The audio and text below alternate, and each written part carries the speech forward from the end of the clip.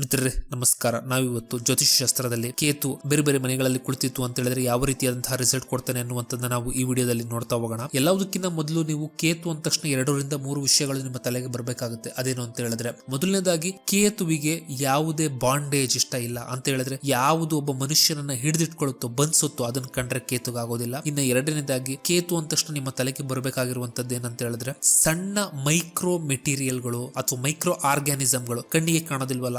So Covid ಸಮಯದಲ್ಲಿ ಬಂದಿತ್ತಲ್ಲ micro organism Covid ಕಾಯಿಲೆ. So ಈ ರೀತಿ ಸೂಕ್ಷ್ಮ ಜೀವಾಣುಗಳನ್ನು ಕೂಡ ರೆಪ್ರೆಸೆಂಟ್ ಮಾಡೋದು ಕೇತು, ಸೂಕ್ಷ್ಮ ಐಟಮ್ ಗಳನ್ನು ಕೂಡ ರೆಪ್ರೆಸೆಂಟ್ ಮಾಡುವಂತದ್ದು ಕೇತುನೇ ಆಗಿರ್ತದೆ. ಮತ್ತೆ ಕೇತು ಇನ್ನೊಂದೇನು ರೆಪ್ರೆಸೆಂಟ್ ಮಾಡುತ್ತೆ ಅಂತ ಹೇಳಿದ್ರೆ, ನಾನ್ ಟ್ರೆಡಿಷನಲ್ ವೇ ಅನ್ನ ರೆಪ್ರೆಸೆಂಟ್ ಮಾಡುತ್ತೆ ಅಂತ ಹೇಳಿದ್ರೆ, ಪ್ರಪಂಚದಲ್ಲಿ ಒಂದು ನಿಯಮ ಇದೆ. ಮನುಷ್ಯ ಹುಟ್ಟಿದ ತಕ್ಷಣ ಬಾಲ್ಯದಲ್ಲಿ ಕಳೆದು ಅದಾದ ನಂತರ ಸ್ಕೂಲು ಕಾಲೇಜ್ಗಳನ್ನ ಮುಗಿಸ್ಕೊಂಡು ದುಡಿಯೋದಕ್ಕೆ ಸ್ಟಾರ್ಟ್ ಮಾಡಿ ದುಡಿದ ಮೇಲೆ ಮದುವೆ ಆಗ್ಬೇಕು ಮಕ್ಕಳು, ಈ ರೀತಿಯಾದಂತಹ ಒಂದು ನಿಯಮ ಇದೆ. ಕೇತುವಿಗೆ ಇದು ಯಾವುದೇ ಒಂದು ನಿಯಮ ಇಷ್ಟ ಆಗಲ್ಲ, ರೂಲ್ಸ್ ಅಂಡ್ ರೆಗ್ಯುಲೇಷನ್ಸ್ ಗಳಷ್ಟು ಇಷ್ಟ ಆಗೋದಿಲ್ಲ ಕೇತುಗೆ. ಅದರಲ್ಲೂ ಎಂತಹ ರೂಲ್ಸ್ ಅಂತ ಹೇಳಿದ್ರೆ ಮನುಷ್ಯನನ್ನ ಬಂಧನಕ್ಕೀಡು ಮಾಡ್ತವೆ ಇದೆಲ್ಲ ರೂಲ್ಸ್ಗಳು, ಇವು ಇಷ್ಟ ಆಗೋದಿಲ್ಲ. ಯಾವ ರೂಲ್ಸ್ ಕೇತುಗೆ ಇಷ್ಟ ಆಗುತ್ತೆ ಅಂತ ಹೇಳಿದ್ರೆ, ಮನುಷ್ಯನನ್ನ ಬಂಧನದಿಂದ ಹೊರಗೆ ಕರ್ಕೊಂಡು ಹೋಗ್ತಾವಲ್ಲ ಆ ರೀತಿಯಾದಂತಹ ರೂಲ್ಸ್ ಅಂಡ್ ರೆಗ್ಯುಲೇಷನ್ಸ್ ಕೇತುವಿಗೆ ಇಷ್ಟ ಆಗುತ್ತೆ. ಇಂಥ ಕೇತು ಉಚ್ಚ ಕ್ಷೇತ್ರಗಳು ಯಾವುದು ಅಂತ ಹೇಳಿದ್ರೆ ಕರ್ಕಾಟಕ ಆಗಿರುತ್ತೆ, ಮೂಲ ತ್ರಿಕೋಣ ಧನಸ್ ಆಗಿರ್ತದೆ, ಸ್ವಗ್ರಹ ಸ್ಕಾರ್ಪಿಯೋ ಅಂದ್ರೆ ವೃಶ್ಚಿಕ ಆಗಿರುತ್ತೆ. ಸೊ ಎಲ್ಲಾ ಜಲರಾಶಿಗಳು ಕೇತುವಿಗೆ ಬಹಳ ಇಷ್ಟ ಆಗಿರುತ್ತೆ, ಯಾಕೆಂತ ಹೇಳಿದ್ರು ಮೋಕ್ಷ ತ್ರಿಕೋಣದ ರಾಶಿಗಳು. ಇನ್ನು ಕೇತುಗೆ ಯಾವ್ದು ಇಷ್ಟ ಆಗೋದಿಲ್ಲ ಅಂತ ಹೇಳಿದ್ರೆ,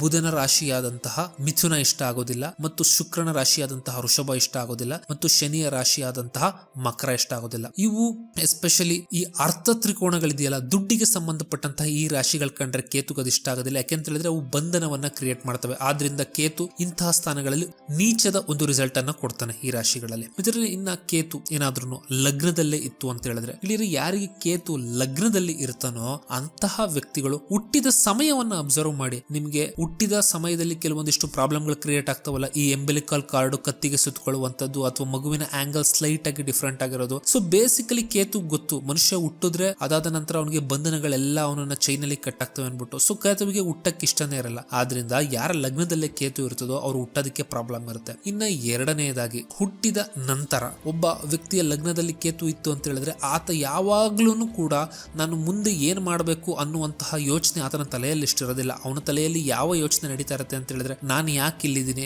ಇದೆಲ್ಲ ಬಂಧನಗಳು ನನಗೆ ಇಷ್ಟ ಆಗ್ತಿಲ್ಲ. ಸೊ ಬೇಸಿಕಲಿ ಔಟರ್ ವರ್ಡ್ ಗೆ ಸಂಬಂಧಪಟ್ಟಿದ್ದು ಅಂತ ಹೇಳಿದ್ರೆ, ಈಗ ಮೆಟೀರಿಯಲ್ ವರ್ಡ್ ನಾವು ನೋಡ್ತೀವಲ್ಲ, ಡೈಲಿ ಕೆಲಸ ಮಾಡೋದು, ದುಡ್ಡು ಮಾಡೋದು, ಅದನ್ನ ಹೊರತುಪಡಿತಾದಂತಹ ಯೋಚನೆ ಯಾವಾಗ್ಲೂ ಕೇತುವಿನ ತಲೆಯಲ್ಲಿ ಇರುತ್ತೆ ಅನ್ನುವಂಥದ್ದು. ಮಿತ್ರರೇ, ನೀವು ಕೇತು 2ನೇ ಮನೆಯಲ್ಲಿ ಯಾವ ರೀತಿಯಾದಂತಹ ರಿಸಲ್ಟ್ ಕೊಡ್ತಾನೆ ಅನ್ನುವಂಥದ್ದು ನೋಡೋಣ.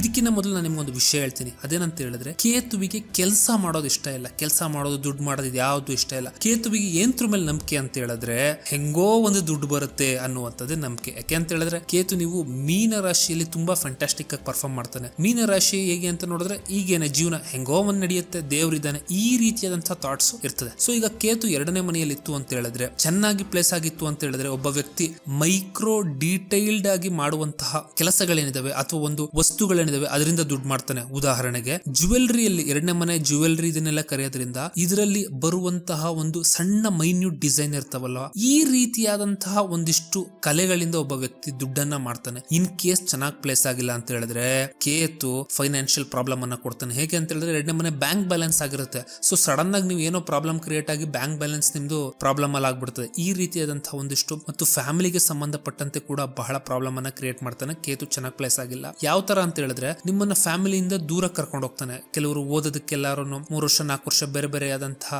ಕಂಟ್ರಿಗಳಿಗೆ ಅಥವಾ ರಾಜ್ಯಗಳಿಗೆ ಹೋಗ್ತಾರಲ್ಲ, ಈ ರೀತಿಯಾದಂತಹ ಒಂದು ಕೆಲವೊಂದಿಷ್ಟು ವಿಷಯಗಳನ್ನ ಕೇತು ಕ್ರಿಯೇಟ್ ಮಾಡ್ತಾನೆ. ಮಿತ್ರರೇ, ಇನ್ನ ಕೇತು 3ನೇ ಮನೆಯಲ್ಲಿ ಕುಳಿತುಕೊಂತು ಅಂತ ಹೇಳಿದ್ರೆ, 3ನೇ ಮನೆ ಏನನ್ನ ರೆಪ್ರೆಸೆಂಟ್ ಮಾಡುತ್ತೆ? 3ನೇ ಮನೆ ಡೈಲಿ ಒಬ್ಬ ಮನುಷ್ಯ ಏನ್ ರೆಪ್ರೆಸೆಂಟ್ ಮಾಡ್ತಾನೆ ಅದನ್ನ ರೆಪ್ರೆಸೆಂಟ್ ಮಾಡುತ್ತೆ. 3ನೇ ಮನೆ ನಿಮ್ಮ ಹಾಬೀಸ್ ಅನ್ನು ಕೂಡ ರೆಪ್ರೆಸೆಂಟ್ ಮಾಡುತ್ತೆ. ಸೊ ಯಾವಾಗ 3ನೇ ಮನೆಯಲ್ಲಿ ಕೇತು ಕುಳಿತುಕೊಂತಾನೋ ಆಗ ಒಬ್ಬ ವ್ಯಕ್ತಿ ಪ್ರಿಸಿಷನ್ ಅಲ್ಲಿ ಕೆಲಸ ಮಾಡುವಂತಹ ಒಂದಿಷ್ಟು ಕೆಲಸಗಳನ್ನ ಕೊಡ್ತಾನೆ. ಪ್ರಿಸಿಷನ್ ಅಲ್ಲಿ ಕೆಲಸ ಮಾಡೋದು ಅಂತ ಹೇಳಿದ್ರೇನು, ನೀವು ಈ ನರ್ವ್ ರಿಲೇಟೆಡ್ ಸರ್ಜರಿಗಳು ಮಾಡ್ತಾರಲ್ಲ, ಅದು ನೋಡಿದ್ರೆ ನಿಮಗೆ ಗೊತ್ತಾಗುತ್ತೆ ಎಷ್ಟು ಸೂಕ್ಷ್ಮವಾಗಿ ಅವರ ಕೈ ಕೆಲಸ ಮಾಡಬೇಕು ಅಂತ ಹೇಳಿದ್ರೆ, ಒಂದು ಚೂರು ಹೆಚ್ಚು ಕಡಿಮೆ ಆಯ್ತು ಅಂತ ಹೇಳಿದ್ರು ಪೇಷಂಟ್ ಗೆ ಪ್ರಾಬ್ಲಮ್ ಆಗುತ್ತೆ. ಸೊ ಈ ರೀತಿಯಾದಂತಹ ಕೆಲಸ ಮಾಡ್ಬೇಕಂತ ಹೇಳಿದ್ರೆ ಪ್ರಿಸಿಷನ್ ಬೇಕಾಗುತ್ತೆ. ಆದ್ರಿಂದ ಎಸ್ಪೆಷಲಿ ನಿಮ್ಗೊಂದು ಬೆಸ್ಟ್ ಎಕ್ಸಾಂಪಲ್ ಕೊಡ್ಬೇಕಂತ ಹೇಳಿದ್ರೆ, 3ನೇ ಮನೆಯಲ್ಲಿ ಶುಕ್ರ ಮತ್ತು ಕೇತುಗಳಿತ್ತು ಅಂತ ಹೇಳಿದ್ರೆ ಅಂತಹ ವ್ಯಕ್ತಿ ಆಕ್ಟಿಂಗ್ ಹೋಗ್ತಾನೆ. ಸೊ ಆ ವ್ಯಕ್ತಿ ಆಕ್ಟಿಂಗ್ ಹೋದಾಗ ನೀವು ಆತನ ಒಂದು ಮುಖದಲ್ಲಾಗುವಂತಹ ಸೂಕ್ಷ್ಮ ಬದಲಾವಣೆಗಳನ್ನ ಗಮನಿಸಿ. ಸೊ ಬೇಸಿಕಲಿ ಏನ್ ಮಾಡ್ತಾನೆ ಅಂತ ಹೇಳಿದ್ರೆ, ಕೇತು ರಿಫೈನ್ ಅನ್ನ ಮಾಡ್ತಾನೆ. ಉದಾಹರಣೆಗೆ ಕೇತು ಏನಾದ್ರೂ ಗುರುವಿನ ಜೊತೆ 3ನೇ ಮನೆಯಲ್ಲಿ ಕುಳಿತುಕೊಂತು ಅಂತ ಹೇಳಿದ್ರೆ ಯೂಶಲಿ ಒಬ್ಬ ವ್ಯಕ್ತಿ ಟೀಚಿಂಗ್ ಹೋಗ್ತಾನೆ. ಯಾಕಂತ ಹೇಳಿದ್ರೆ 3ನೇ ಮನೆ is the house of preaching, ಬೋಧನೆ ಮಾಡುವಂತದ್ದು. ಸೊ ಆಗ ಆ ವ್ಯಕ್ತಿ ಎಷ್ಟು ಚೆನ್ನಾಗಿ ಟು ದ ಪಾಯಿಂಟ್ ಬೋಧನೆ ಮಾಡ್ತಾನೆ ಅಂತ ಹೇಳಿದ್ರೆ ಅದ್ಭುತವಾಗಿರ್ತದೆ. ಸೊ 3ನೇ ಮನೆಯಲ್ಲಿ ಈ ರೀತಿ ಪ್ರಿಸಿಷನ್ ಕೆಲಸವನ್ನ ಕೇತು ಕೊಡ್ತಾನೆ. ಮಿತ್ರ ಇನ್ನ 4ನೇ ಮನೆ ಕೇತು ಹೋಯ್ತು ಅಂತ ಹೇಳಿದ್ರೆ ಯೂಶಲಿ 4ನೇ ಮನೆಯಲ್ಲಿ ಕೇತು ಅಷ್ಟು ಚೆನ್ನಾಗಿ ಪರ್ಫಾರ್ಮ್ ಮಾಡಲ್ಲ. ಯಾಕೆ ಅಂತ ಹೇಳಿದ್ರೆ ಈ ಒಂದು 4ನೇ ಮನೆ ಒಂದು ಆಸ್ಪೆಕ್ಟ್ ಬಂಧನವನ್ನ ಕ್ರಿಯೇಟ್ ಮಾಡುತ್ತೆ ಅಂತ ಹೇಳಿದ್ರೆ ಮನೆಯಲ್ಲಿ ಒಂದು ಅನ್ಕಂಫರ್ಟಬಲ್ ಆಗಿ ಇವ್ರು ಫೀಲ್ ಆಗ್ತಾರೆ ಯಾವುದೇ ಒಂದು ಮನೆಯಲ್ಲಿ ಇತ್ತು ಅಂತ ಹೇಳಿದ್ರೆ. ಮತ್ತು ಇವರ ಚೈಲ್ಡ್ಹುಡ್ ಅಲ್ಲೂ ಕೂಡ ಸಾಕಷ್ಟು ಪ್ರಾಬ್ಲಮ್ ಬರುತ್ತೆ. ಯಾಕಂತ ಹೇಳಿದ್ರೆ 4ನೇ ಮನೆ ಚೈಲ್ಡ್ಹುಡ್ ಅನ್ನ ರೆಪ್ರೆಸೆಂಟ್ ಮಾಡುತ್ತೆ. ಮನೆಯಲ್ಲಿ ಒಂದು ಬಂಧನ ಕ್ರಿಯೇಟ್ ಆಗುತ್ತೆ ಇವ್ರಿಗೆ ಅನ್ನುವಂತಹ ಒಂದು ಬಂಧನವನ್ನ ಅವರು ಫೀಲ್ ಮಾಡ್ತಿರ್ತಾನೆ. ಆದ್ರೆ 4ನೇ ಮನೆ ಒಂದು ಮೋಕ್ಷ ತ್ರಿಕೋಣ ಕೂಡ ಆಗಿರೋದ್ರಿಂದ ಒಳ್ಳೆ ಬೆನಿಫಿಕ್ ಆಸ್ಪೆಕ್ಟ್ ಇತ್ತು ಅಂತ ಹೇಳಿದ್ರೆ ಸ್ಪಿರಿಚುಯಾಲಿಟಿಯ ಕಡೆ ಅತಿ ಫಾಸ್ಟ್ ಆಗಿ ಇಂತಹ ವ್ಯಕ್ತಿಗಳು ಮುನ್ನುಗ್ತಾ ಹೋಗ್ತಾರೆ. ಮಿತ್ರರೇ, ಇನ್ನ 5ನೇ ಮನೆಯಲ್ಲಿ ಏನಾದ್ರೂ ಕೇತು ಇತ್ತು ಅಂತ ಹೇಳಿದ್ರೆ, ಇನ್ ಕೇಸ್ ಏನಾದ್ರೂ ಮ್ಯಾಲಿಫಿಕ್ ಗಳು ಆಸ್ಪೆಕ್ಟ್ ಮಾಡ್ತಿತ್ತು ಅಂತ ಹೇಳಿದ್ರೆ ಆ ವ್ಯಕ್ತಿಗೆ ಏನು ಮಾಡಬೇಕು ಅನ್ನುವಂಥದ್ದೇ ಗೊತ್ತಾಗೋದಿಲ್ಲ. ಯಾಕೆಂತ ಹೇಳಿದ್ರೆ 5ನೇ ಮನೆ is the house of vision, ಮುಂದೇನು ಅನ್ನುವಂಥದ್ದು 5ನೇ ಮನೆಯಿಂದನೇ ಯೋಚನೆ ಬರುವಂತದ್ದು. ಸೊ ಯಾವಾಗ ಕೇತು 5ನೇ ಮನೆಯಲ್ಲಿ ಪ್ಲೇಸ್ ಆಗಿತ್ತು ಅಂತ ಹೇಳಿದ್ರೆ ಕೇತು ಅಲೋನ್ ಯಾರು ಆಸ್ಪೆಕ್ಟ್ ಮಾಡ್ತಿಲ್ಲ ಏನು ಮಾಡ್ತಿಲ್ಲ ಅಂತ ಹೇಳಿದ್ರೆ ಕೇತು ಫುಲ್ ಬ್ಲಾಂಕ್ ಆಗಿರುತ್ತೆ, ಮೈಂಡ್ ಅಲ್ಲಿ ಏನ್ ಮಾಡ್ಬೇಕು ಅಂತ ಗೊತ್ತಿರಲ್ಲ. ಇನ್ ಕೇಸ್ ಮ್ಯಾಲಿಫಿಕ್ ಆಸ್ಪೆಕ್ಟ್ ಇತ್ತು ಅಂತ ಹೇಳಿದ್ರೆ ಫುಲ್ ಬ್ಲಾಕೇ ಆಗುತ್ತೆ, ಏನ್ ಮಾಡಬೇಕು ಅನ್ನೋದೇ ಗೊತ್ತಾಗಲ್ಲ ಜೀವನದಲ್ಲಿ. ಮತ್ತು ಹೀಗೆ ಒಬ್ಬ ವ್ಯಕ್ತಿ ತಪ್ಪುಗಳನ್ನ ಮಾಡುವಂತಹ ಚಾನ್ಸಸ್ ಇರುತ್ತೆ ಏನು ಮಾಡಬೇಕಂತ ಗೊತ್ತಾಗದೇ ಇದ್ರೆ. ಬಟ್ 5ನೇ ಮನೆ ಮಂತ್ರ ಭಾವ ಕೂಡ ಆಗಿರೋದ್ರಿಂದ ಇನ್ ಕೇಸ್ ಏನಾದ್ರೂ 5ನೇ ಮನೆ ಅಧಿಪತಿ ಬೇರೆ ಬೇರೆಯಾದಂತಹ ಒಂದು ಬೆನಿಫಿಕ್ ಆಸ್ಪೆಕ್ಟ್ ಇತ್ತು ಅಂತ ಹೇಳಿದ್ರೆ 5ನೇ ಮನೆಯಲ್ಲಿ ಕೇತುಗೆ ಒಳ್ಳೆಯ ಒಂದು ಮಂತ್ರದ ಉಪದೇಶ ಆಗುವಂತಹ ಸಾಧ್ಯತೆ ಇರ್ತದೆ, ಅಥವಾ ಒಳ್ಳೆ ಸ್ಪಿರಿಚುವಲ್ ಎಕ್ಸ್ಪೀರಿಯನ್ಸಸ್ ಕೂಡ ಆಗುವಂತಹ ಸಾಧ್ಯತೆ ಜಾಸ್ತಿ ಇರ್ತದೆ. ಮಿತ್ರರೇ, ಇನ್ ಕೇಸ್ ಏನಾದ್ರೂ ಕೇತು 6ನೇ ಮನೆಯಲ್ಲಿ ಇತ್ತು ಅಂದ್ರೆ 6ನೇ ಮನೆ ಏನ್ ರೆಪ್ರೆಸೆಂಟ್ ಮಾಡುತ್ತೆ ಅಂತ ಹೇಳಿದ್ರೆ ಹೌಸ್ ಆಫ್ ಸರ್ವಿಸ್ ಅನ್ನ ರೆಪ್ರೆಸೆಂಟ್ ಮಾಡುತ್ತೆ. ಈ ಮನೆಯಲ್ಲಿ ಏನಾದ್ರು ಕೇತು ಇತ್ತು ಅಂತ ಹೇಳಿದ್ರೆ ಅಂತಹ ವ್ಯಕ್ತಿಗಳನ್ನ ಒಂದು ಕೆಳ ಮಟ್ಟದ ಕೆಲಸವನ್ನ ಮಾಡುವ ಹಾಗೆ ಮಾಡ್ತಾನೆ. ಇದ್ರ ಅರ್ಥ ಏನು ಅಂತ ಹೇಳಿದ್ರೆ, ಉದಾಹರಣೆಗೆ 6ನೇ ಮನೆಯಲ್ಲಿ ಕೇತು ಕುಳಿತಿದ್ದಾನೆ ಅಂತ ಇಟ್ಕೊಳ್ಳಿ. ಲೆಟಸ್ ಒಂದು ದೊಡ್ಡ ಆಫೀಸ್ ಅಲ್ಲಿ ಕೆಲಸ ಸಿಕ್ತು ಅಂತ ಇಟ್ಕೊಳ್ಳಿ. ಆ ದೊಡ್ಡ ಆಫೀಸ್ ಅಲ್ಲಿ ಸಣ್ಣ ಕೆಲಸ ಅಂತ ಏನಿರುತ್ತೆ ಅದನ್ನ ಆ ವ್ಯಕ್ತಿ ಮಾಡ್ತಾ ಇರ್ತಾನೆ. ಒಂದು ಎಕ್ಸಾಂಪಲ್ ಅಂತ ಹೇಳಿದ್ರೆ ಪೊಲೀಸ್ ಡಿಪಾರ್ಟ್ಮೆಂಟ್ ಅಲ್ಲಿ ಸಾಕಷ್ಟು ಜನ ಇರ್ತಾರೆ, SP, SI, CI ಈ ರೀತಿ. ಬಟ್ ಆದ್ರೆ ಕೇತು ಇಲ್ಲಿ ಕಾನ್ಸ್ಟೇಬಲ್ ರೀತಿಯಾದಂತಹ ಜಾಬ್ ಅನ್ನ ಕೊಡ್ತಾನೆ. ಆದ್ರೆ ಬೇರೆ ಬೇರೆಯಾದಂತಹ ಯೋಗಗಳು ಸಪೋರ್ಟ್ ಮಾಡ್ತು ಅಂತ ಹೇಳಿದ್ರೆ ನಿಧಾನಕ್ಕೆ ಇಲ್ಲಿಂದ ಮೇಲ್ ಕರ್ಕೊಂಡು ಹೋಗ್ತಾನೆ. ಮಿತ್ರ, ಇನ್ ಕೇಸ್ ಏನಾದ್ರೂ 7ನೇ ಮನೆಯಲ್ಲಿ ಕೇತು ಕುಳಿತುಕೊಂತು ಅಂತ ಹೇಳಿದ್ರೆ 7ನೇ ಮನೆ ಕಾಮ ತ್ರಿಕೋಣ ಅಂತ ಹೇಳಿದ್ರೆ ಮದುವೆಗೆ ಸಂಬಂಧಪಟ್ಟದ್ದು. ಈ ಒಂದು ಮನೆ ಕೇತುವಿಗೆ ಅಷ್ಟಿಷ್ಟ ಆಗುದಿಲ್ಲ. ಯಾಕೆಂತ ಹೇಳಿದ್ರೆ ಮನುಷ್ಯನಿಗಿರುವಂತಹ ಅತಿ ದೊಡ್ಡ ಬಂಧನವೇ ಮದುವೆ ಆಗಿರೋದ್ರಿಂದ ಕೇತು ಇಲ್ಲಿ ಕುಳಿತುಕೊಂತು ಅಂತ ಹೇಳಿದ್ರೆ ಮ್ಯಾರೇಜ್ ಅನ್ನ ಪ್ರಾಬ್ಲಮ್ ಕ್ರಿಯೇಟ್ ಮಾಡೋ ಎಲ್ಲಾ ಚಾನ್ಸಸ್ ಇದೆ. ಆದ್ರೆ ಯಾವಾಗ ಮಕ್ಕಳು ಆಗ್ತಾವೋ ಆಗ ಅಷ್ಟು ಪ್ರಾಬ್ಲಮ್ ಅನ್ನ ಕೇತು ಕೊಡೋದಿಲ್ಲ. ಯಾಕೆಂತ ಹೇಳಿದ್ರೆ ಕೇತು ಫ್ಯಾಮಿಲಿ ಲೈನಿಯೇಜ್ ಅನ್ನು ಕೂಡ ರೆಪ್ರೆಸೆಂಟ್ ಮಾಡೋದ್ರಿಂದ, ಪರಂಪರೆಯನ್ನ ರೆಪ್ರೆಸೆಂಟ್ ಮಾಡೋದ್ರಿಂದ ಮಕ್ಕಳಾಯ್ತು ಅಂತ ಹೇಳಿದ್ರೆ ಮ್ಯಾರೇಜ್ ಅಲ್ಲಿ ಅಷ್ಟು ಪ್ರಾಬ್ಲಮ್ ಅನ್ನ ಕೇತು ಕೊಡೋದಿಲ್ಲ. ಬಟ್ ಮಕ್ಕಳಿಲ್ದಲೇ ಇತ್ತು ಅಂತ ಹೇಳಿದ್ರೆ ಬೇರೆ ಎಲ್ಲಾ ರೀತಿಯಾದಂತಹ ಪ್ರಾಬ್ಲಮ್ ಅನ್ನ ಕೇತು ಕೊಡ್ತಾನೆ. ಇನ್ಫ್ಯಾಕ್ಟ್ ಮತ್ತೆ ಮದುವೆ ಬೇರೆ ಆಗುವಂತಹ ಚಾನ್ಸಸ್ ಕೂಡ ಜಾಸ್ತಿ ಇರ್ತದೆ, ಅಥವಾ ಅಫೇರ್ ಗಳಾಗುವಂತಹ ಚಾನ್ಸಸ್ ಇರುತ್ತೆ. ಬಟ್ ಇದಕ್ಕೆ ಬೇರೆ ಕಂಡೀಷನ್ ಕೂಡ ಸಪೋರ್ಟ್ ಮಾಡಬೇಕು. 7ನೇ ಮನೆ ಅಧಿಪತಿ ಶುಕ್ರ ಎಲ್ಲ ಸಪೋರ್ಟ್ ಮಾಡ್ತು ಅಂತ ಹೇಳಿದ್ರೆ ಈ ರೀತಿಯಾದಂತಹ ಪ್ರಾಬ್ಲಮ್ ಅನ್ನ ಕೊಡ್ತಾನೆ. ಒಂದು ಬೆಸ್ಟ್ ಪ್ರಿಡಿಕ್ಷನ್ ಏನು 7ನೇ ಮನೆ ಅಂತ ಹೇಳಿದ್ರೆ, ಈ ವ್ಯಕ್ತಿಗಳು ಎಂತವ್ರನ್ನ ಮದುವೆ ಆಗ್ತಾರೆ ಅಂತ ಹೇಳಿದ್ರೆ ಇವರ ಮನೆಯವ್ರಿಗೆ ಅಥವಾ ಸಮಾಜದವ್ರಿಗೆ ಇವರ ಪಾರ್ಟ್ನರ್ ಇಷ್ಟ ಆಗಲ್ಲ, ಆ ರೀತಿಯಾದಂತಹ ವ್ಯಕ್ತಿಗಳನ್ನ ಮದುವೆ ಆಗ್ತಾರೆ. ಯಾಕೆ ಅಂತ ಹೇಳಿದ್ರೆ ನಾನು ಮೊದಲೇ ಹೇಳಿದಾಗೆ ಕೇತುವಿನದ್ದು ಅನ್ಕನ್ವೆನ್ಷನಲ್ ವೇ ಅನ್ನುವಂತ.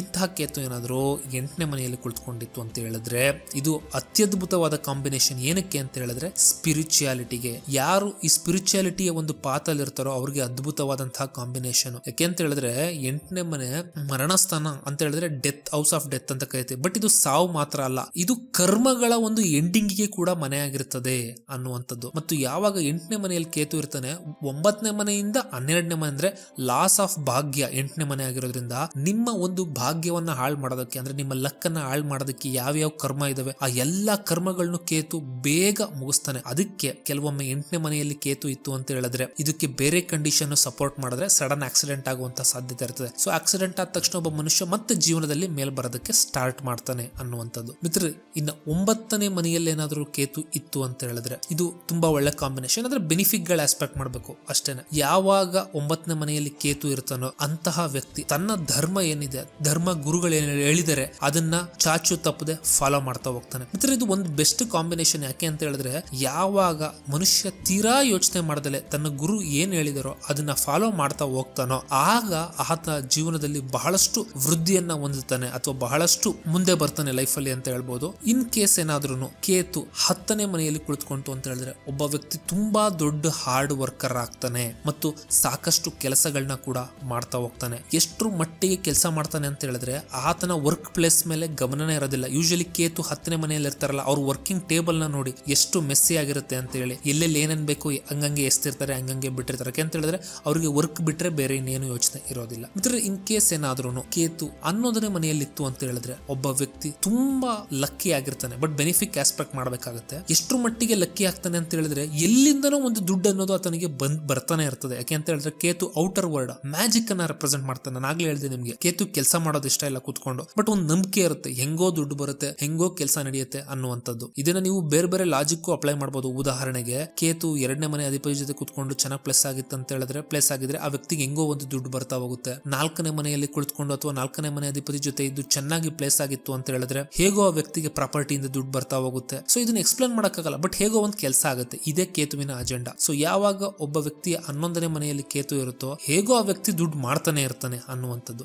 ಇನ್ನ 12ನೇ ಮನೆಯಲ್ಲಿ ಕೇತು ಇತ್ತು ಅಂತ ಹೇಳಿದ್ರೆ ಕೇತುವಿಗೆ one of the best placement ಇದು. ಯಾಕೆ ಅಂತ ಹೇಳಿದ್ರೆ ಕೇತು ಇಲ್ಲಿ ಡೈರೆಕ್ಟ್ ಮೋಕ್ಷದ ಬಗ್ಗೆ ಬಿಟ್ಟು ಬೇರೆ ಇನ್ನೇನು ಯೋಚನೆ ಮಾಡೋದಿಲ್ಲ. ಇದ್ರ ಮೇಲೆ ಏನಾದ್ರೂ ಬೆನಿಫಿಕ್ ಆಸ್ಪೆಕ್ಟ್ ಇತ್ತು ಅಂತ ಹೇಳಿದ್ರೆ ಅವರಂತ ಅದೃಷ್ಟವಂತರು ಮತ್ತೊಂದಿಲ್ಲ. ಬೇರೆ ಎಲ್ಲ ಕಾಂಬಿನೇಷನ್ ಸಪೋರ್ಟ್ ಮಾಡ್ತು ಅಂತ ಹೇಳಿದ್ರೆ ಆ ವ್ಯಕ್ತಿ ಜೀವನದಲ್ಲಿ 4 ಅನುಭವಿಸ್ತಾನೆ. ಅದೇನಂತ ಹೇಳಿದ್ರೆ ಧರ್ಮ, ಅರ್ಥ, ಕಾಮ, ಮೋಕ್ಷ ಎಲ್ಲದನ್ನು ಫುಲ್ಫಿಲ್ ಮಾಡ್ಕೋತಾನೆ. ಮತ್ತು 12ನೇ ಮನೆಯಲ್ಲಿ ಕೇತು ಇದ್ದು ಬೆನಿಫಿಕ್ ಗಳ ಆಸ್ಪೆಕ್ಟ್ ಇತ್ತು ಅಂತ ಹೇಳಿದ್ರೆ ಅದನ್ನ ಡಿವೈನ್ ಬ್ಲೆಸ್ಸಿಂಗ್ ಅಂತ ಕೂಡ ಕರೀತಾರೆ. ಒಬ್ಬ ಮನುಷ್ಯನನ್ನ ಜೀವನದಲ್ಲಿ ದೈವ ಅನ್ನುವಂಥದ್ದು ಯಾವಾಗ್ಲೂ ರಕ್ಷಿಸ್ತಾ ಇರುತ್ತೆ ಅನ್ನುವಂಥದ್ದು. ಓವರ್ ಆಲ್ ಆಗಿ ಹೇಳ್ಬೇಕಂತ ಹೇಳಿದ್ರೆ ಧನ ಸ್ಥಾನದಲ್ಲಿ ಕುಳಿತುಕೊಂಡಿದ್ರೆ 2, 5, 9, 11ರಲ್ಲಿ ಕುಳಿತುಕೊಂಡು ಕೇತುವಿಗೆ ಏನಾದ್ರೂ ಬೆನಿಫಿಕ್ ಆಸ್ಪೆಕ್ಟ್ ಬಿತ್ತು ಅಂತ ಹೇಳಿದ್ರೆ ಕೇತು ಎಲ್ಲಿಂದನಾದ್ರೂ ಸರಿ ಆ ವ್ಯಕ್ತಿಗೆ ದುಡ್ಡನ್ನು ಕೊಟ್ಟು ಆ ವ್ಯಕ್ತಿಯನ್ನ ಖಂಡಿತ ಶ್ರೀಮಂತನನ್ನಾಗಿ ಮಾಡ್ತಾನೆ. ಮಿತ್ರರಾಗಿದ್ರೆ ಕೇತುವಿನ ಒಲಿಸ್ಕೊಳ್ಳೋದಕ್ಕೆ 2 ರೀತಿಯಾದಂತಹ ಆರಾಧನೆಯನ್ನ ಮಾಡಬೇಕಾಗುತ್ತೆ. ಒಂದು ಗಣೇಶ ಆರಾಧನೆಯನ್ನ ಮಾಡಬೇಕಾಗುತ್ತೆ. ಇನ್ನು 2ನೇದಾಗಿ ದತ್ತ ಪರಂಪರೆಯಲ್ಲಿ ಬರ್ತಾರಲ್ಲ ಅವರನ್ನ ಆರಾಧನೆ ಮಾಡಬೇಕಾಗುತ್ತೆ. ಯಾಕೆ ಅಂತ ಹೇಳಿದ್ರೆ ಅವರು ಕೂಡ